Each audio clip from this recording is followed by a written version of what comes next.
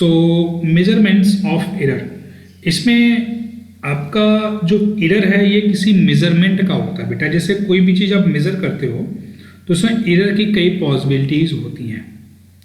जैसे मान लेते हैं कि कोई आप एक रॉड ले लो, सपोज एक रॉड है, ऐसी एक रॉड है, इस रॉड की जो एक्चुअल लेंथ है वो 100 सेंटीमीटर की है, बट जब इसको आप मेज़र करोगे तो इसका सपोज आपके पास 4 स्टूडेंट्स हैं, है ना, 4 स्टूडेंट्स हैं। पहला स्टूडेंट इसको मेज़र करता है 101 सेंटीमीटर, दूसरा स्टूडेंट इसको मेज़र करता है 99 सेंटीमीटर, तीसरा स्टूडेंट इसको मेज़र करता है ना 100 सेंटीमीटर सपोज कर लो, एंड फोर्थ स्टूडेंट इसको मेज़र करता है ना आपका अगेन 98 सेंटीमीटर, और सपोज फिफ्थ स्टूडेंट्स है वो इसको मेज़र करता है 102 सेंटीमीटर। कुछ इस तरह से मेजरमेंट किए जा सकते हैं। मैं सारी वैल्यू रैंडम ले रहा हूँ, बिल्कुल रैंडम है, एज पर माई चॉइस, है ना। इसका कोई रीज़न नहीं है सिलेक्ट करने का, जस्ट मैं रैंडमली सिलेक्ट कर रहा हूँ, है ना। तो कुछ इस तरह से इर्द गिर्द 100 से हो सकता है थोड़ी सी ज़्यादा रीडिंग हो, and that might be possibility that कोई स्टूडेंट्स थोड़ी गलती करे तो उसकी मेजरमेंट कम भी आ सकती है। तो जो आप मेजरमेंट कर रहे हो तो यहाँ पे देख रहे हो जो इसकी एक्चुअल वैल्यू है 100 सेंटीमीटर है ना। लेंथ की जो एक्चुअल वैल्यू है वो क्या है बेटा 100 सेंटीमीटर है, लेंथ की जो एक्चुअल वैल्यू है, और यहाँ पे जो आप मेजरमेंट कर रहे हो सबकी स्टूडेंट्स की अलग अलग रीडिंग आ रही है। तो जो ये डेविएशन है from the actual value, deviation of measured value from actual value, that is called the error. Error को आप कैसे डिफाइन करोगे? एरर इज डेविएशन ऑफ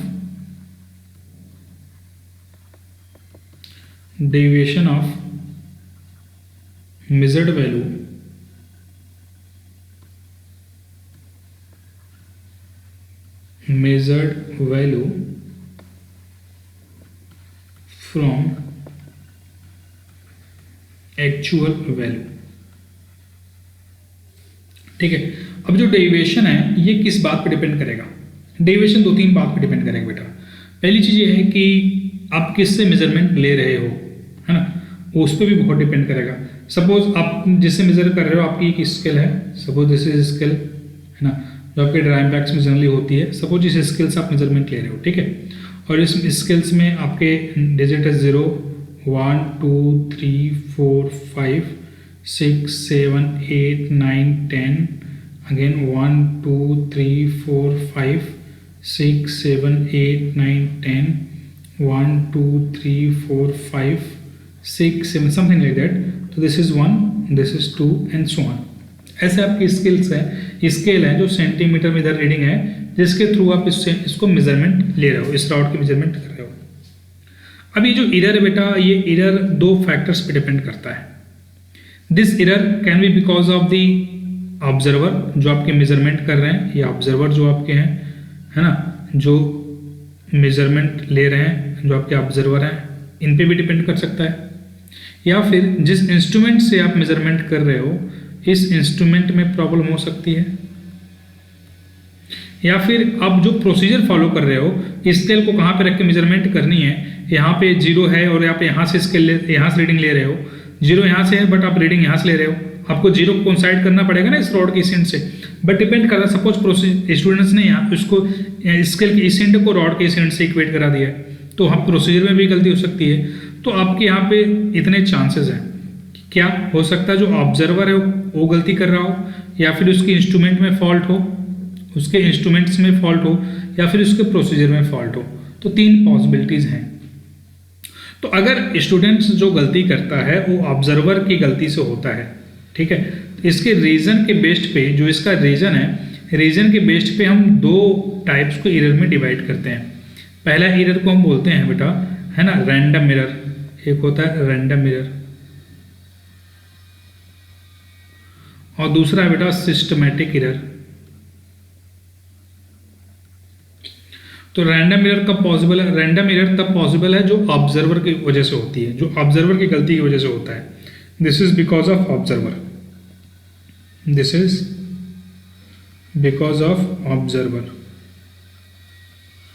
और जो सिस्टमैटिक एरर है, this is because of fault in instrument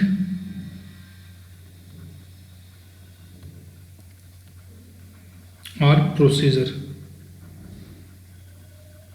जो आप procedure follow कर रहे हो या फिर जो आपकी इंस्ट्रूमेंट है, अगर उसमें फॉल्ट है तो उसकी वजह से जो एरर होती है उसको हम बोलते हैं बेटा, है ना, सिस्टमैटिक एरर। ओके, हाँ बेटा, तो ये जो रैंडम एरर है, random error because of observer है, और जो सिस्टमैटिक एरर है this is because of fault in instrument और फिर प्रोसीजर। तो जो रैंडम एरर है बेटा, देख, रैंडम एरर को आप ठीक कर सकते हो बट सिस्टमैटिक एरर को आप करेक्ट नहीं कर सकते, बिकॉज सिस्टमैटिक एरर में अगर फॉल्ट आपके प्रोसीजर में है या फिर इंस्ट्रूमेंट में है तो उसके लिए आपको उस प्रोसीजर को चेंज करना पड़ेगा या फिर उस इंस्ट्रूमेंट को बदलना पड़ेगा, राइट। सो इसका सोल्यूशन ये है कि you have to change the instrument और प्रोसीजर जिसमें भी बेटा फॉल्ट हो उसको आपको चेंज करना होगा।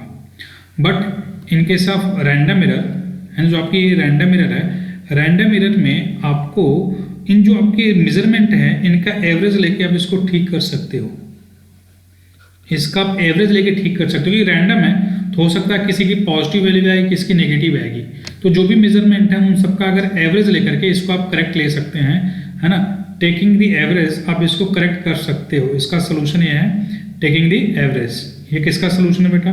This is solution of random error. Are you getting my point? This is solution of random error. Okay, getting? बात समझ आ रही बेटा आप लोगों को? Okay, good. सो यहाँ पे आपकी जो रैंडम एरर है, रैंडम एरर में बेटा आप एवरेज लेके सॉल्व कर सकते हो। तो आगे जो हम बात करने वाले हैं सिर्फ रैंडम एरर में ही बात करेंगे। जो आपका रैंडम एरर है, रैंडम एरर टोटल आपका 4 टाइप्स का होगा। पहला होगा एब्सोल्यूट एरर, दूसरा हो जाएगा मीन एरर, तीसरा हो जाएगा आपका relative error, and fourth one will be percentage error. तो इसके बारे में नेक्स्ट क्लास में बात करेंगे, ठीक है, कल की क्लास में। So will going to wrap up class here, others are waiting. Okay, getting बेटा? Nishant? Yeah, so will start the class next. Okay.